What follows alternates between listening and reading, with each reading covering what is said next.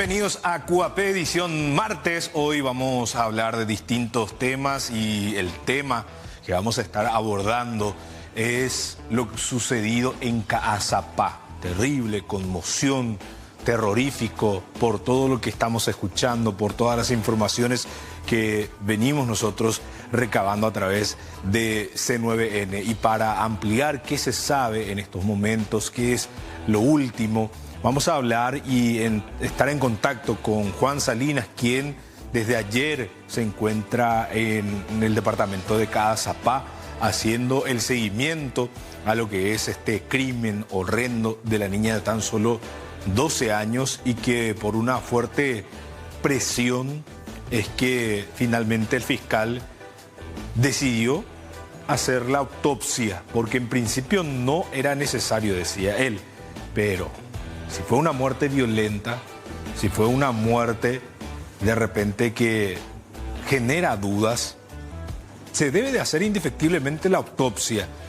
No es que solamente con mirar hay algunos aspectos que no se ve a simple vista a una simple inspección forense, sino que se debe de traer al laboratorio donde se hace de verdad el estudio y allí sale todo lo que después se va a saber, porque si de repente este crimen está conmocionando a todos y que se deje así nomás y que no se haga la autopsia sin determinar bien qué fue lo que exactamente pasó, puede determinar muchas cosas en esta autopsia que se va a practicar finalmente. El cuerpo ya salió del departamento de Caazapá, viene rumbo a Asunción y acá se va a centrar posteriormente ya, luego de la autopsia, la decisión de qué es lo que tiene el cuerpo de la niña de tan solo 12 años. Lo último que se sabe es que el fiscal finalmente imputó al único detenido por homicidio doloso. ¿Y qué es lo que se tiene más hasta el momento, Juan Salinas, que estuviste siguiendo bien de cerca todo este procedimiento? ¿Qué tal? ¿Cómo te va? Buenas noches. ¿Qué tal, Raúl? ¿Cómo estás? Aproximadamente minutos antes de las 19 horas llegaba desde la capital del país la ambulancia que terminó trasladando al cuerpo de Melania Montserrat hasta la morgue judicial. Mañana a las 8 de la mañana arrancaría este procedimiento. Estamos viendo ahora cómo está la casa en donde se estaba realizando el velorio. Ya no queda prácticamente nadie, solamente los familiares ya encerrados, ya prácticamente también por esta situación, con todo esto que se da. Lo último es que, como mencionaste, Raúl, la imputación de esta persona, de Marcelo Jiménez Duarte. Pero tampoco sería descabellado pensar de que pudiera haber una segunda persona involucrada. No es nada descabellado, hay informaciones que circulan, la fiscalía tiene que corroborar esto. Seguramente el día de mañana el fiscal va a estar llamando a declarar a algunas personas quienes dicen que Marcelo el día de ayer estaba en horas de la tarde en su puesto laboral, que fue con su patrón hasta un lugar no tampoco lejano de aquí, aproximadamente a unos 2 kilómetros, a dejar una carga de caña de azúcar y algunas otras cosas. Estuvo aproximadamente por media hora en ese sitio. Ellos dicen, y nosotros comprobamos, que en el sitio existen cámaras de circuito cerrado, pero los encargados sostienen de que supuestamente esas cámaras, las imágenes no se almacenan, solamente transmiten en tiempo real, dan una señal.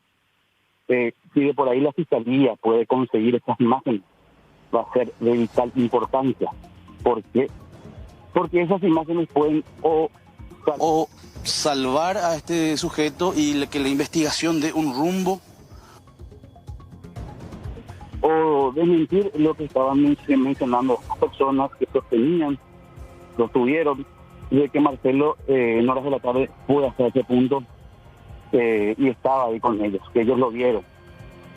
Pero todo esto, Raúl, no es parámetro tampoco para afirmar de que este hombre haya sido o no. porque de acuerdo a lo que mencionan y de acuerdo a la denuncia, Melania desapareció a las 15. Esto, y de acuerdo a lo que ellos sostuvieron, de que estuvo ahí alrededor de las 16:30 horas y 1 hora y media en esa brecha de tiempo que pudo haber pasado cualquier cosa. El lugar del hallazgo de cadáver se dio solamente a unos 200 metros del lugar en donde estamos ahora, de la vivienda de Melania. Este sujeto residía más o menos a unos 350 metros, 400 metros de donde estamos. O sea, prácticamente eran vecinos con la hoy víctima, a quien él, después de salir de la cárcel, no podía acercarse a cierta distancia a esta joven, porque el mismo fue condenado, fue incluso hasta la cárcel por unos años, por supuestamente haber abusado de ella en unos años atrás. Lo último hasta ahora es que, como mencionaste, ya imputó a este hombre. El cuerpo en este momento está camino a la capital. Mañana se realizará la autopsia. Estamos también nosotros pendientes a que se realicen más procedimientos para poder buscar más indicios que señalen que este hombre realmente cometió este crimen o si hubo otra persona involucrada. Ahora, Juan, vos que estuviste siguiendo bien de cerca y también estuviste hablando con el supuesto autor de este hecho, ¿qué fue lo que pudiste sacar de conclusión con respecto a su declaración, con respecto a todo lo que ha pasado allí, también con el tema del fiscal, que hasta último momento decía que no hacía falta la autopsia? ¿Salió esto del fiscal o fue la familia que insistió para que se haga?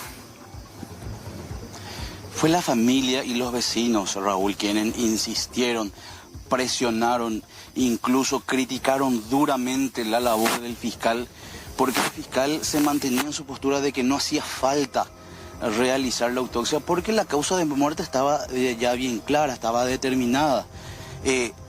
Todos los colegas, incluso familiares, vecinos, cuestionaban esta decisión. Incluso el fiscal en un momento ya se molestó con nosotros por la insistencia a la pregunta del por qué no ordenó una autopsia. Ya mostró su descontento ante esta situación. En horas de la mañana él se constituyó hasta la casa del supuesto autor del hoy detenido, y a nosotros también ahí, Raúl, nos llamó la atención de que la madre de este hombre mencionó de que su hijo cuenta con pruebas fehacientes que sostienen de que él es inocente, de que él no fue, que él estaba en otro punto en ese momento en que ocurrió la desaparición y que en ese lapso en que pudo haberse dado este crimen. La señora estaba muy segura, ella decía, mi hijo tiene pruebas, hay videos de que él estaba en ese momento en otro punto. Nosotros estimamos que se refiere a esas cámaras de circuito cerrado que están en ese lugar a donde él supuestamente fue ayer en horas de la tarde. Este hombre conversó con nuestro corresponsal Ciro Acuña, negó el hecho en todo momento y también negó esa acusación de la cual se lo señaló de haber abusado años atrás de esta menor. Incluso él también negó ese hecho. Él está detenido ahora en la comisaría primera de Cazapá. Se abstuvo a declarar y ya el fiscal lo imputó y pidió también su prisión preventiva. Sí, Juan, estamos escuchando realmente atentamente tu relato, y para que la gente pueda entender, así también te damos un poco de respiro de qué estás hablando con respecto a lo que dijo el supuesto autor de este hecho. Vamos a recordar esa nota y a escucharlo, y también para que los televidentes saquen sus conclusiones con respecto a su declaración. Sí, no.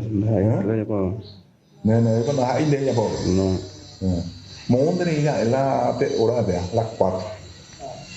Yo trabajaba en Walmart. ¿De trabajo, Javier? Sí.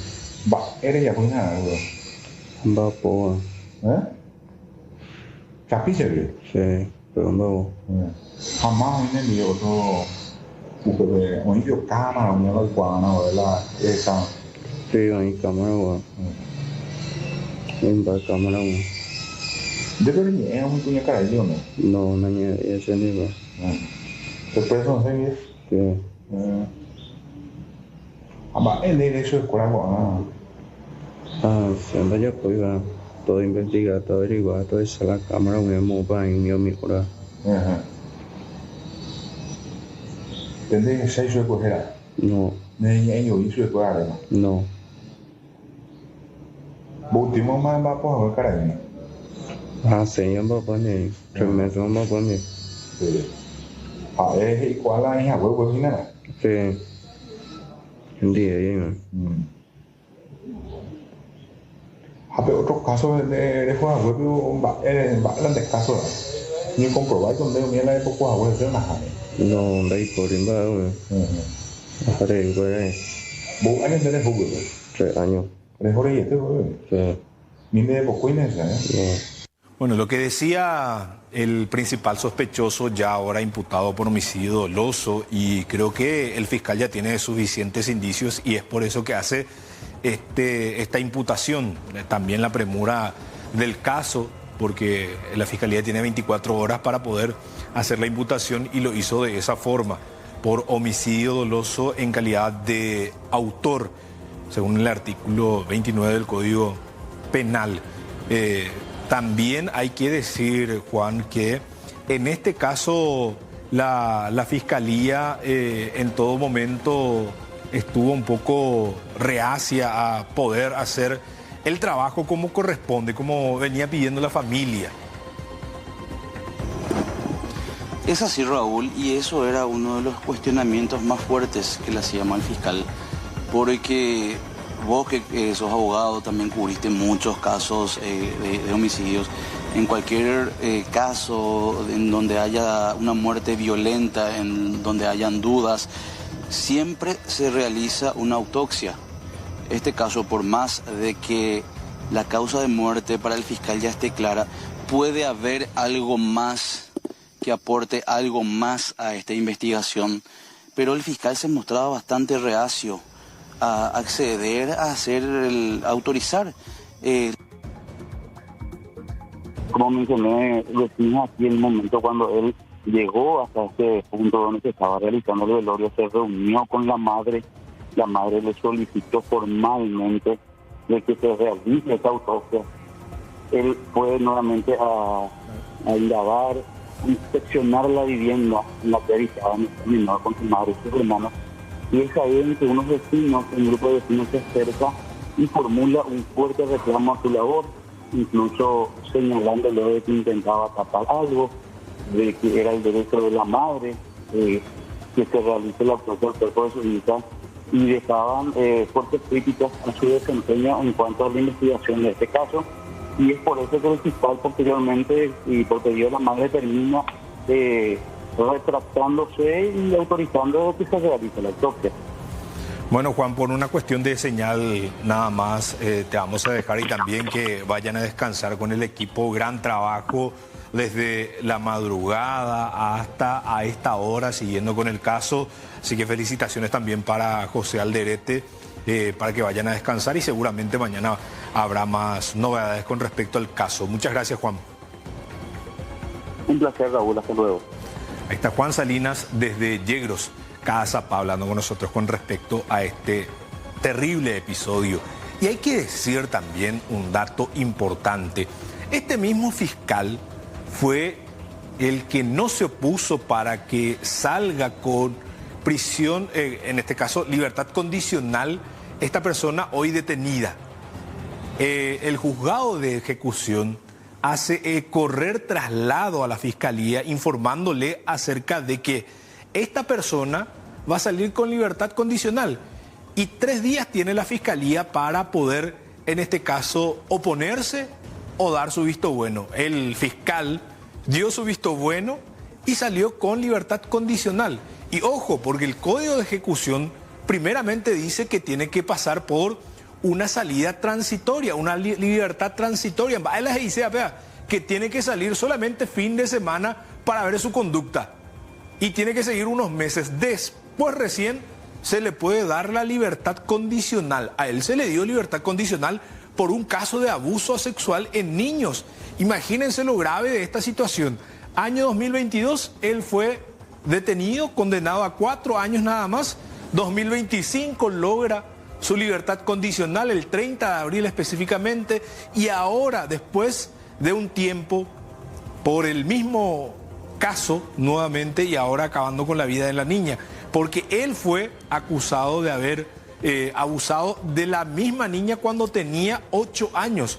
Lo grave de toda esta situación, y ni qué decir del juzgado de ejecución, que no tuvo en cuenta que esta persona era cercana a la víctima. ¿Dónde iba a fijar domicilio? Porque eso se debe de manifestar en el escrito, que dónde va a vivir esta persona. Y tiene que verificar que no sea al lado de la víctima. Pero sin embargo, fue de esa manera, fue al lado de la víctima, y hoy tenemos lastimosamente este final. La justicia que falló lastimosamente en proteger a esta niña de tan solo 12 años. Vamos a escuchar lo que decía la madre de esta pequeña de tan solo 12 años con respecto a esta situación.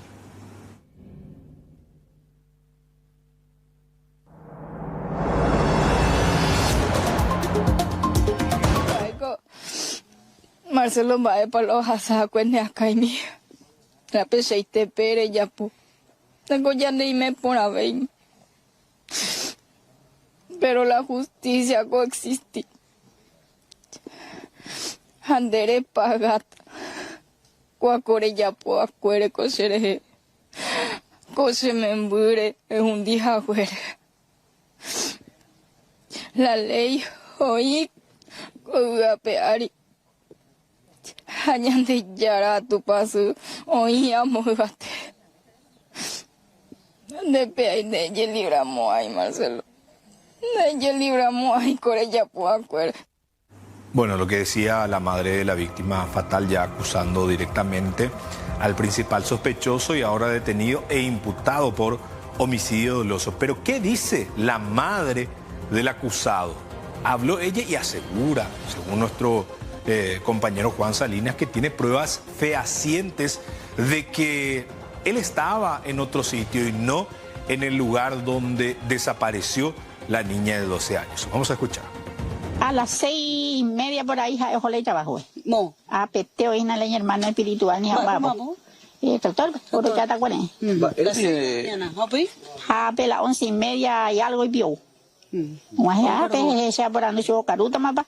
Ella no mieta porque no voy muy ahí. ¿Sabe que es agresivo con el día? No. ¿A pedir, señora? Pero un dato ponado caruja, hoy estoy lleno. A las 4 y algo, mija, a unos ojos. Ojo, Pepe, mi hermano espiritual, ¿verdad? Ojo, Pepe, a ojo, hijuela, y para cuero en jame, o recoja pele y tractor cargado. Está con él. Ojo, Pepe puede cargar hijuela y está con él. Ahora jala y tractor taller. O Pepe me ore compartir la evidencia, es una ley video. Pepe prueba desde que Oseco, Awi, Ojo y mi hermano espiritual, Opei y patrón en Dape llegué. Sí, ore compartir nada. Emma, ahora huye Gobe. Amén, con la pela sicuera para Laura. Antes de que yo topa la. Sí, sí, antes porque se o más hermano a pela se prima y se hace no y sube. Apurando y sube. Ahí se apaimena la y patrón Gobe. Apaimena y se. Va que se llama un bebé sube. Bueno, hasta más se con la upea la catui la jae la jae o coja pero la jae la oí pulape. O sea, ¿no guardes a la cárcel de con algún rencor hacia la familia? No, porque jae orero yo me está en y la doña chantero de cárcel. Va hija. Primero era imposible, güey. Que la isure ese. Porque inocente jae o güey. Hay isure ese. Allá por esa ante la nerviosa, madre, ese super las cosas ahí se mamá, allá por acuere o coña aguanta pa pamba ese, pero la cosa ella por ganar con el gusto ese. Pesa misma ese. Upe la hoja ojo la doctor Cuera, psicóloga Cuera Gendape. Ape hoja oña tranquiliza. 4 años a oña condena. Pero qué probar cuela o acosajado o abusar pues eso. No sé, más vete prueba. Que no ya pues jaja de Amba era ni condena de Puacá posiblemente no hay la como las acuerdas la hora competí diferente ayer la pues allí ese. Upea mantengo obrero calcula. Bueno, ahí está lo que dice la madre. Tampoco es que asegura ella con mucha precisión y catuja es y catundaja ella dice en una parte. Después describa que ahora él se fue a trabajar, pero hasta ahí. Vamos a ver, porque la Fiscalía ya lo imputó por un hecho bastante grave, que es homicidio doloso. Eso quiere decir que tiene elementos suficientes y tiene que sostener esta imputación hasta llegar a la acusación y eventualmente llevar a un juicio oral y público. Pero vamos a escuchar también lo que dice el hermano, porque él decía que hasta la tarde se encontraba con el principal sospechoso en su lugar de trabajo y que posteriormente él salió un rato y ahí habría pasado algo. Vamos a escuchar. Antes de las 5. No, de quais, porque se abre porque hay un día. Te voy a ayudar a 6 horas. No, no puede ver, no. Oye, pio, a ver. Yo voy a la cuarenta, a ver, ahora con otro. Todos los días. Yo la todos los días y entre la borula está con vengo ya por otro trabajo y que. Va o ya puede. Borula y la autoridad ni la está con ella. Oye, ya ojo. Voy a ya ojo yo que. Pero de esa pretende de esa super. Sí, esa pretende de esa. Esa saludar a su Saludar su peja ya se ya jamás. Ahora. Sí, voy de miene con pega guira. Hola. Sí, voy de miene pega guira. Por el ojo reparto. Es las 4:30 sobre la más o menos la hora. Épico de algo de momento pega ver. Rollo saludado, un paso allí por el poja se ya jamás. Hola. Mas la pena situação desde que é um CP, cárcel, é uma possegueria, uma essa me calcular sobre. E um pouco, continua e tem pouco. Sim. O sanidade. É bem de qual eu botar para ir agora é como se me tá cunha gente espera en situação e coisa web el año 2022. Sí, decime. Nah, ni porque tranquilo y terreno y este ángulo misa. Tranquilo y terreno. Pero hay cámara, circuito cerrado, pero esa la pega pico menos hoy colaborado o su caja wala es un hijado y apega ahora ve. Un agente mal controlado para la un agente la encargado. Sí, un agente mal. Porque no observita su pena y que tu anguaso demostrar la inocencia. Sí, un agente mal encargado. Debe creer la inocencia, aprender como hermano. Y sí, o sea, cuando hay va por lo igual. Le dimos ahí este coger y saludar a su peja o pico ana. Cuidaré a una gente. Y tú se con algo. Debe con segunda vez. No, sea moto bajo tu lado, sí. Bajo tu lado. Sí, muy bien, sí, claro. Bueno, seguimos aquí en QAP y ya la semana pasada estuvimos hablando con el general Abel Acuña, comandante del CODI, y nos estaba hablando acerca de los procedimientos que se estuvo realizando, incluso el abatido alias Loro, nos habló de su peligrosidad y que nosotros queríamos aprovechar que se encuentra por acá, por Asunción, para poder hablar un poco más, hacer un poco más amena la charla. Comandante, gracias por venir. Y para saber esta consulta que nos quedó ahí un poco en el tintero, comandante, Magna Mesa fue herida efectivamente, respondiste una parte la vez pasada, pero sigue todavía latente esa pregunta. ¿Cómo te va? Buenas noches. Buenas noches, Raúl. Buenas noches a la amable teleaudiencia.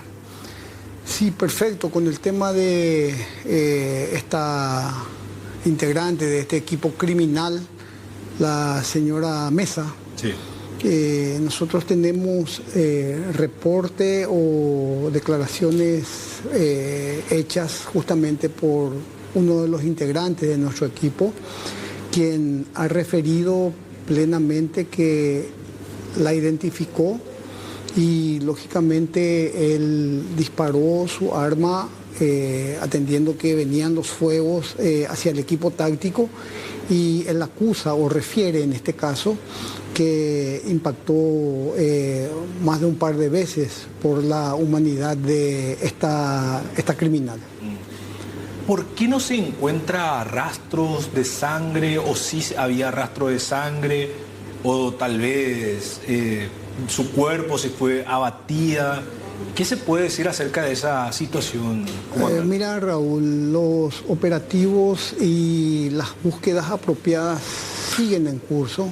Es importante considerar con la más absoluta certeza de que la vegetación es muy tupida. Sí. En esa parte es todavía selva virgen. y las consideraciones de visibilidad es casi nula. Hay un concepto de visibilidad de aproximadamente 1 metro más o menos por lo denso de la vegetación. Es muy difícil entonces el acceso, hay que descubrir bien primeramente el sitio donde se encuentran porque también es un peligro para los que van en busca de ellos. Completamente. A veces por eso es que la preparación y el entrenamiento es fundamental, porque no hay que descartar que a veces en el afán y en la vorágine del combate, la adrenalina pura exige o impone de repente situaciones de seguir en la búsqueda, más sin embargo ellos de repente también que actúan luego así, pueden estar preparando una emboscada en este caso, ¿verdad?, que puedan afectar a nuestro personal. Ahora, ¿ustedes están esperando o creen que pueda haber un contraataque por parte de este grupo criminal o ya con esto ellos se van a ir retirando de a poco?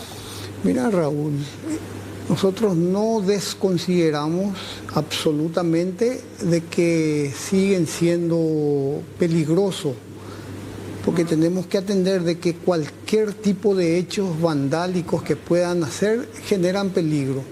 Y este grupo criminal, ellos no discriminan objetivos, o sea que en este caso no solamente los órganos de seguridad son objetivos de ellos. Tenemos ya por diferentes hechos vandálicos que han cometido los mismos, que ellos no discriminan, atacan a personas vulnerables, a personas carenciadas, a personas desprotegidas, sin piedad. No solamente los órganos de seguridad son blancos de estos criminales. Ahora bien, enfatizando un poquitito a lo que te has referido, siguen siendo peligrosos, más de momento ellos han tenido una baja muy gravitante en su organización, este criminal que ya hemos mencionado la vez pasada en la conversación vía Zoom, y independientemente a eso, no menos importante, tenemos que mencionar la cantidad de logística armamentista o de material bélico que han perdido ellos, tanto en armamentos, municiones, explosivos, equipamientos individuales, elementos de comunicación que son fundamentales para ello, como son radios, walkie, teléfonos celulares y todos los elementos que se han confiscado en el campamento, que ahora se constituyen como prueba. Ahora, ¿cómo se mantienen ellos, comandante, en el sentido de cómo se nutren de armamento, cómo se nutren de dinero también? Sabemos que es producto de la extorsión, pero hace mucho que no escuchábamos nosotros una extorsión, un secuestro. ¿Cómo se manejan en ese sentido? Mira, afortunadamente, Raúl, en el sector de Canindeyú no hemos, o mejor dicho, no nos han reportado aún ningún tipo de secuestro o secuestro express que ellos hayan podido realizar en el tiempo en que ya vienen haciendo o ya vienen campamentándose, mejor dicho, en la reserva del Maracayú. En este tren de cosas, evidentemente ellos tienen sus apoyos logísticos apropiados. Tienen sus apoyos, estos apoyos pueden ser porque sean simpatizantes de estos criminales, o también los apoyos pueden ser por presión y temor. En otro tren de cosas es evidente que ellos son sustentados o financiados de alguna u otra manera. Tanto en Canindeyú como más al norte, en los departamentos de Amambay, San Pedro y Concepción, nosotros tenemos y sabemos fehacientemente de que ellos siempre han tenido, o mejor dicho, siempre han cobrado los impuestos revolucionarios que ellos le llaman. Sí. No sé en qué concepto los llaman así, ¿verdad? Pero siempre han habido grandes productores que han aportado los impuestos apropiados que ellos le exigían más. Ellos nunca han referido a los órganos de seguridad del pago de esos impuestos. Entonces es imposible saber, o sea que se deduce plenamente de que sí ellos tienen fuentes de financiamiento para poder sustentarse, Raúl. ¿Se descarta que estén de forma aliada con grupos de narcotráfico, como por ejemplo alias Macho, que tiene ahí su dominio en Canindeyú? Es su zona de confort, es su zona donde se mueve? La estrategia de ellos de ir hacia Canindeyú es como para poder aliarse, ¿o se descarta totalmente eso, comandante? Mira, Raúl, de momento no tenemos certeza de que ellos estén aliados para eso. Ahora bien, sabemos por el accionar de ambas organizaciones de que ellos comparten territorio, pero no están mezclados. Ahora bien, quiero profundizar un poquitito más en esa parte, Raúl, sí, haciendo un poco de historia sobre nuestra presencia en Canindeyú. El año pasado, un poquitito a mediados de año, tal vez un poco menos, tuvimos una reunión en el Consejo de la Defensa Nacional, donde el Departamento de Antisecuestro lanza el resultado y el análisis de un trabajo que vienen realizando a través de unas fuentes humanas que hacen cuenta de la presencia, si bien de no todo el equipo de este grupo criminal, pero sí de una parte ya de esta organización que vendrían ya a ser como una especie de avanzada en la reserva del Maracayú. Son datos, o mejor dicho, son trabajos de inteligencia bastante fino que ha presentado. Entonces, como resultado de esa reunión que hemos tenido, ya en el nivel estratégico hemos analizado ya la posibilidad, es más, ya recibí la directiva y hemos planificado ya el despliegue de un contingente en Canindeyú, previendo operaciones futuras de estos grupos criminales. Ahora bien, nuestra presencia en Canindeyú se precipitó no precisamente por este grupo criminal. No le quiero nombrar para no darle publicidad. Okay. ¿Cómo se precipitó? Con las acciones de bandas criminales dedicados al narcotráfico, ¿verdad? Que venían a crear mucho inconveniente, principalmente en el distrito de Ubupetá y todo ese sector en dirección a Britescue y en dirección a Salto del Guairá y por otro camino por Corpus Christi. Y querían generar ya, o sea que estaban generando mucho inconveniente en el sector, ¿cierto? Y entonces esta situación precipitó nuestra presencia ya decreto mediante en el departamento de Canindeyú. Entonces, en ese momento ya fuimos desplegados por ese problema, principalmente que generaba el grupo de Felipe Acosta. Sí. Bueno, ahora bien, ahí teníamos ya allanado el camino ante las dos amenazas. Sí. Una amenaza latente que por confirmar, porque los trabajos de inteligencia, a partir de ahí, no solamente del DAS, también del Batallón de Inteligencia Militar, sobre la presencia de este grupo criminal terrorista en la reserva de la Mambay, por una parte. Entonces ya teníamos las tropas desplegadas cuando teníamos informes de inteligencia al respecto de ellos. Y en paralelo, trabajando intensamente ya con la Secretaría Nacional Antidrogas, ¿verdad?, por el tema del ciudadano y su banda criminal de Felipe Acosta, paralelamente de otro grupo criminal familiar de apellido Díaz. Sí. Lo llaman clanes, no sé por qué, ¿verdad? Sí. Pero son grupos familiares criminales que no alcanzan a ser un clan porque finalmente... Que quedó diezmado luego de que Cristino haya fallecido en el enfrentamiento con Felipe. Totalmente, totalmente.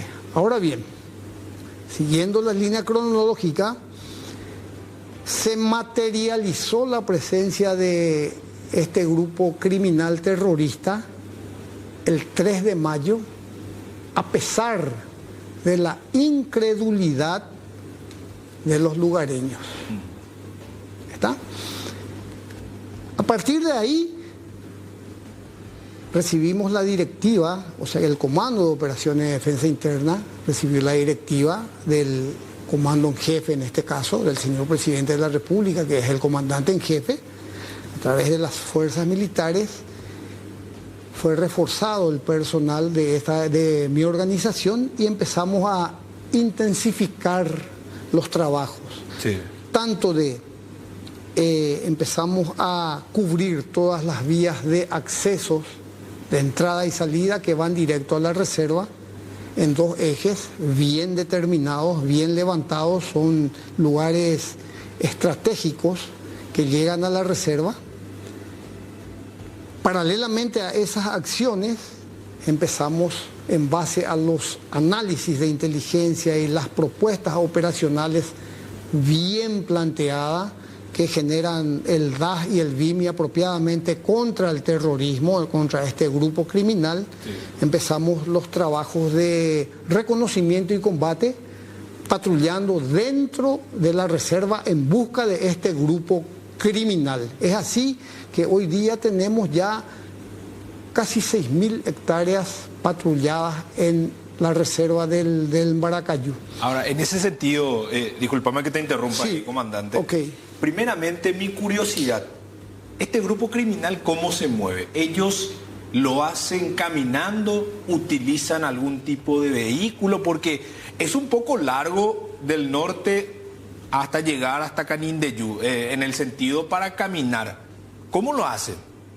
Bueno, en teoría, ellos no utilizan, son bastante disciplinados, honestamente, son bastante disciplinados en su desenvolvimiento. Sí.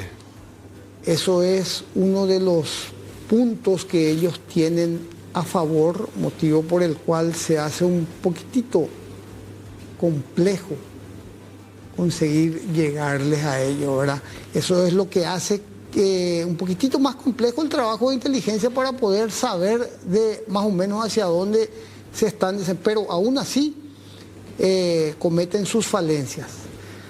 A contrapartida, tú sabrás, Raúl, que hay otras organizaciones que han hecho metástasis de este grupo terrorista, sí, que hoy ya han sido exterminadas por completo, producto justamente de su indisciplina en el desenvolvimiento de los mismos. A contrapartida, este grupo, que lo llaman el grupo principal, son bastante metódicos y disciplinados. Pero, sin embargo, nosotros tenemos indicios, ojo, tenemos indicios que en el último atentado del 3 de mayo contra la subcomisaría de Huiraroana y ya en Canindeyú, sí, que probablemente ellos hayan sido exfiltrados de sus apoyos logísticos en motocicletas, en base a indicios de huellas de motocicletas desde lugares donde vimos que, a propósito sobre ese evento, también es casi seguro de que haya personal de parte de ellos que salieron o mal heridos o quizás hoy ya no estén, porque tenemos pruebas suficientes para determinar de que un explosivo, tal vez manipulando ellos, se les reventó. Eso en el episodio del enfrentamiento del 3 de mayo. Del 3 de mayo, donde sí, confirmamos a través de ese atentado de la plena presencia de este grupo criminal en la reserva del Maracayú. Ellos tienen la necesidad de hacer conocer su ataque. dejando algún escrito, siempre hacen alusión a eso, Sí. Como marcando presencia. Así mismo. Y en ese tiempo, o mejor dicho, en aquella oportunidad, hemos encontrado como evidencia una cámara filmadora, porque últimamente estos delincuentes se arrogan el derecho de filmar todas las acciones vandálicas que cometen, ¿verdad? La cámara filmadora quedó en su lugar apuntando justamente a la subcomisaría. Definitivamente tuvieron muchas imperfecciones en ese atentado. De hecho, fue fundamental, nosotros ya estábamos, como te mencioné, en el sector operando, ¿verdad? Entonces, gracias a eso, el comandante de la subárea de pacificación número 5 recibe el pedido de apoyo de la subcomisaría y nuestros hombres van directamente para el apoyo apropiado y llegando en menos de 10 minutos al lugar. ¿Qué genera esa situación? Genera que se ve el desplazamiento de los vehículos en ruta, en oscuridad, evidentemente. Entonces eso es lo que probablemente a ellos les generó temor y empezaron a cometer imperfecciones en ese atentado. Y se dieron a la fuga sin conseguir el plan que tenían de incinerar la subcomisaría, porque es todo de madera, ¿verdad? Y ahí tenían panfletos, tenían muchas evidencias que daban fe y daban crédito pleno de que ellos fueron los actores de este auto vandálico. Comandante, ¿y ustedes cómo se desplazan por último? Ya hablamos mucho de ellos también, sin mencionar toda la estrategia para poder llegar a ellos. ¿Se manejan en vehículos? ¿Cómo hace el grupo táctico? Tenemos los desplazamientos con los medios necesarios, apropiados y acordes conforme a las misiones que va a realizar el personal. Una misión no es la misma que la otra, siempre Totalmente. es de acuerdo a qué misión se va. Totalmente. Nosotros le llamamos justamente porque es parte de la doctrina de este tipo de operaciones, se hace la selección de hombres, armas y equipos, acorde a la misión. Ahora, ojalá que la próxima, que estamos quedándonos sin tiempo, comandante, si vamos a hablar de esto, realmente vamos a estar todo un día, porque es muy interesante el trabajo que están desplegando, también conocer cómo se mueve este grupo criminal, en qué parte está, no para que la ciudadanía tenga temor, sino para que sepa de cómo se está trabajando. Ese es el objetivo también de esta invitación, y agradecemos nuevamente su presencia. Por último, nada más, ojalá que la próxima visita ya podamos tener novedades de las personas que han sido secuestradas por este grupo criminal, ya sea de Delio Morínigo, de don Félix Urbieta y también del ex vicepresidente de nuestro país, don Oscar Denis. Así es, Raúl. Esperemos que así sea. Yo te prometo y le prometo a la ciudadanía plena que nosotros, como fuerzas de seguridad, y en este caso el Comando de Operaciones de Defensa Interna, no vamos a parar ni un solo día hasta saber, en primer lugar, del paradero de nuestros compatriotas que aún siguen desaparecidos y están lejos de sus hogares. Tenemos que traer paz a los familiares que no tienen sus parientes consigo en su hogar, que lo están esperando ansiosamente. Somos empáticos y sabemos de la pérdida de un familiar, es muy doloroso. Por otra parte, Raúl, como corolario y agradeciendo el tiempo y al medio, quiero destacar la importancia del trabajo interinstitucional. Este es un esfuerzo que venimos realizando diferentes órganos de seguridad, ¿verdad? Por parte de Fuerzas Armadas está el Comando de Operaciones de Defensa Interna, también el Batallón de Inteligencia Militar. Por parte de la Policía Nacional está el Departamento de Antisecuestro, pieza clave en el desarrollo de la inteligencia para llegar a ellos conjuntamente con el BIMI. Y por parte contra el crimen organizado le tenemos codo a codo a la Secretaría de Emergencia Nacional haciéndole frente. Recordarás que una semana antes también hemos asestado un golpe bastante importante a la organización de Felipe Acosta, sí, cuando elementos de fuerzas especiales han llegado al campamento de ellos confiscando un arsenal bastante importante. Ahora bien, siguiendo a la interinstitucionalidad, también quiero destacar, Raúl, ¿verdad? Una parte pone el trabajo de inteligencia para saber el área objetivo de interés. Una parte fundamental hacen los operadores especiales.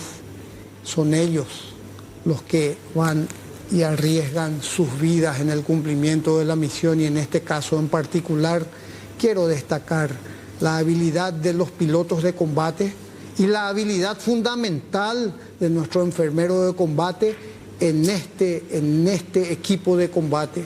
Su trabajo fue elemental para que hoy día nuestro personal esté con vida y en franca mejoría. A Dios gracias. Comandante, muchísimas gracias por su visita y estamos esperando ansiosamente otra noticia positiva y siempre acá a las órdenes. Muchas gracias, Raúl, muchas gracias al medio, porque a través de ustedes también damos a conocer el trabajo de sus órganos de seguridad, a las órdenes también. Hacemos un breve corte aquí en QAP y en instante cerca de lo sucedido con el señor Carlos Martínez, el asaditero que fue asesinado tras un robo agravado. Hay una persona detenida. Esta tarde se logró la aprehensión de este sujeto, estaba a bordo de esta motocicleta.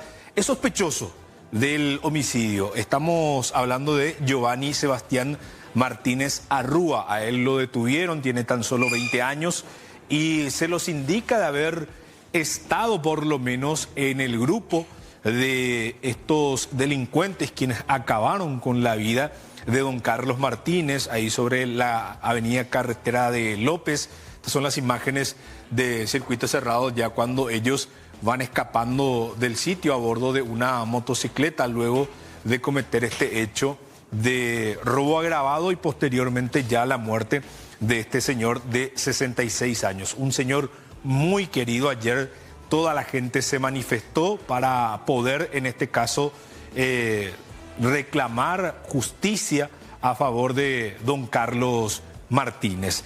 Y vamos a estar ampliando, por supuesto, las demás detenciones y operativos que seguramente se van a estar realizando en los próximos días. Muchísimas gracias por acompañarnos aquí en QAP. Vamos a volver el viernes a las 20 horas. Gracias.